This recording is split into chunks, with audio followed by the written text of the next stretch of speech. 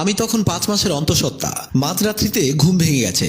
পাশে ফিরে দেখি বর বিছানায় নেই। ড্রিম লাইটের আলোতে বুঝলাম সে রুমেও নেই। বাথরুমের দিকে এগিয়ে গেলাম, সেখানেও নেই। বাথরুমের চাপ সইতে না পেরে বাথরুমে ঢুকলাম। বাথরুম শেষ করে বাহিরে গিয়ে দেখি বারান্দার এক কোণে দাঁড়িয়ে আমার বর হাস্যোচ্ছলে ফোনে কথা বলছে। ওকে বিরক্ত করলাম না, কিন্তু আমার আর সহ্য হলো না। দম বের হয়ে আসছিল। চুপচাপ বিছানায় এসে বালিশ আঁকড়িয়ে কান্না করতে লাগলাম। মনকে বুঝ দিচ্ছিলাম আমার কপালটাই পোড়া। স্বামীর ভালোবাসা আমার কপালে নেই। ধর্মে তো পুরুষ মানুষের 4 বিয়ের পারমিশন আছেই। কান্না করতে করতে বিছানায় শুয়ে গেলাম। সকালবেলা বরের চিৎকারে ঘুম ভাঙলো। শালি ফকিন্নির বাচ্চা, আর কত ঘুমাবি? নাস্তা বানাবে কে? ঘরের কাজ করবে কে? এই শরীর নিয়ে উঠলাম। ঠিকমতো হাঁটতে পারছিলাম না। চুপচাপ রান্নাঘরে গিয়ে নাস্তা বানাতে মন দিলাম। নাস্তা বানিয়ে টেবিলে রেডি করে দিয়েছি। আমার বর এসে নাস্তা খেয়ে অফিসে চলে গেছে। ইদানিং স্বামী আমার বিছানায় আসে না, গেস্ট রুমে থাকে। ওর আর সময় হয় না একটাবার আমাদের খোঁজ নেওয়ার। আমি আর ওর কষ্ট বাড়াইনি। আমি একা একা ঘরে থাকতে শুরু করেছি। বিয়ের প্রথম বর আমাকে খুব ভালোবাসতো, সবকিছু ঠিকমতো খেয়াল রাখতো, কিন্তু সুখ বেশি দিন স্থায়ী হয় না। আমি যখন প্রেগনেন্ট হই, আস্তে আস্তে সবকিছু পাল্টে যেতে থাকে। আমি অসুস্থ হয়ে পড়ি। আমার চেহারা রুক্ষ, শুষ্ক, মলিন হয়ে যায়। যে চেহারা দেখে আমায় বিয়ে করেছিল, বাচ্চা গর্ভে আসার পর চেহারা আর আগের মতো নেই। এজন্যই হয়তো স্বামীর ভালোবাসা পায় না। গত সোমবারে মাংসে লবণ একটু বেশি হয়েছে, মনে হয় ভুলে 2 বার দিয়ে ফেলেছি। শাশুড়ি বলল, নবাবজাদির রান্না করার সময় মন কোথায় থাকে? 1 কেজি মাংসের দাম কত জানিস? কত টাকা ইনকাম করিস? স্বামী শাশুড়ি কথায় পুরুষত্ব প্রমাণ করতে চুলের মুঠি ধরে আমার গালে এমন একটা চর মারলো, ঠোঁটের কোণ কেটে গিয়ে রক্ত বের হতে লাগলো। আমি অসহায়ের মতো চোখ ছলছল করে তাকিয়ে আছি।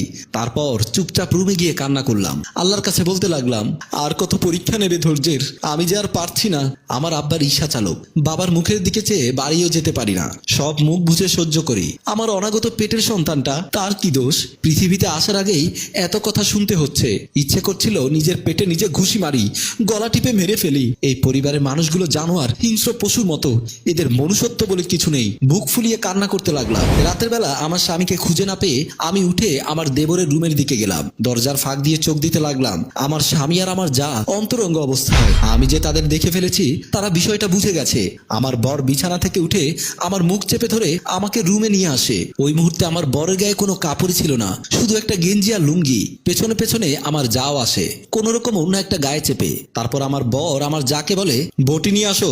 উনি বটি নিয়ে আসে আর আমার গলার কাছে ধরে বলে, যদি কখনো কাউকে বলিস বা চিৎকার করিস, মেরে ফেলবো। আমি ওই সময়টাতে অনেক অসহায় ছিলাম আর মৃত্যুর ভয়ে চুপ ছিলাম। তারপর আমাকে রুমের মধ্যে বসিয়ে রেখে বাহির থেকে দরজা বন্ধ করে দেয়। তারপর আমার যা গোসল করতে ওয়াশরুমে ঢুকে যায়। কিছুক্ষণ পর গোসল করে এসে আমাকে কোরআন ধরায়। আর আমার বর ওই অবস্থায় বটি নিয়ে পাশে বসে আছে। আমাকে কোরআন ধরে বলতে বলে।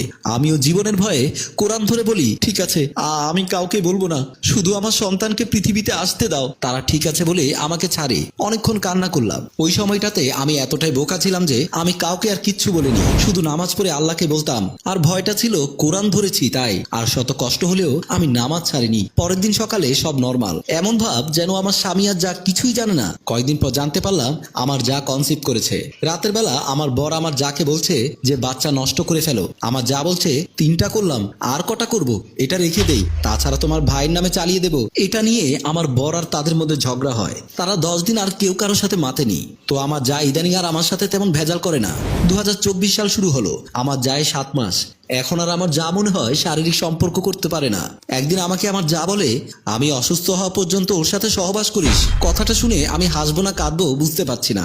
বলতে গেলে ওই ঘটনার পর থেকে আমার বর আর যা সবকিছু ওপেনলি করে। আগে আমার থেকে লুকাতো, এখন আর লুকায় না। যা করে সামনাসামনি। আমার বুকটা ফেটে যেত। মাঝে মাঝে তারা চুমু খেত আমার সামনেই। লজ্জা লাগছে আমার এগুলো বলতে। কিছুদিন পরে আমার জায়ের মরা বাচ্চা হয়। ওই দিন আমার অনেক খুশি লেগেছে।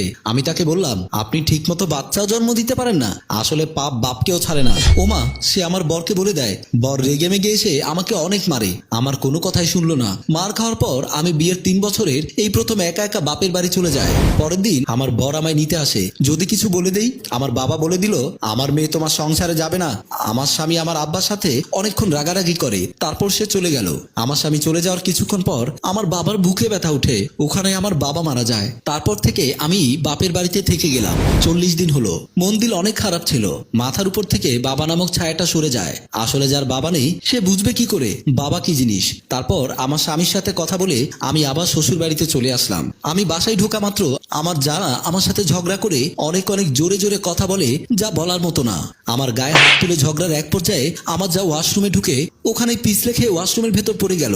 পড়ে যাওয়ার শব্দ শুনে আমি দৌড়ে গেলাম। আমার যা শুধু ওমাগো ওমাগো বলে চিৎকার করছিল। আমি গিয়ে তাকে ধরলাম, সাথে সাথে অজ্ঞান হয়ে গেল। তারপর তাকে হাসপাতালে নিয়ে গেলাম। আমি অনেক সেবা যত্ন করি, টানা 3 দিন হাসপাতালে ছিলাম। খাবার নেই, ঘুম নেই, অনেক কষ্ট হচ্ছিল। সাথে আমার স্বামীও আছে, তবে আমার সাথে কথা বলে না। 3 দিন পর ডাক্তার আসলো, একটা ইনজেকশন পুশ করলো। ডাক্তার বলল একটু পরে জ্ঞান ফিরবে, আর কোনো ভয় নেই। দেখতে দেখতে কিছুক্ষণের ভেতর আমার যার জ্ঞান ফিরলো। চোখ খোলা মাত্র আমার স্বামী জিজ্ঞেস করলো, তোমার কি হয়েছিল? আমাকে দেখে বলল, তোমার বউ আমাকে ওয়াশরুমে ধাক্কা মেরেছিল। আমি কথাটা শুনে অনেকটাই ভ্যাবাচাকা খেয়ে গেলাম। হায় আল্লাহ, কার জন্য কি করলাম? আমার স্বামী সাথে সাথে আমাকে থাপ্পড় মেরে দিল। আমি কিছু না বলে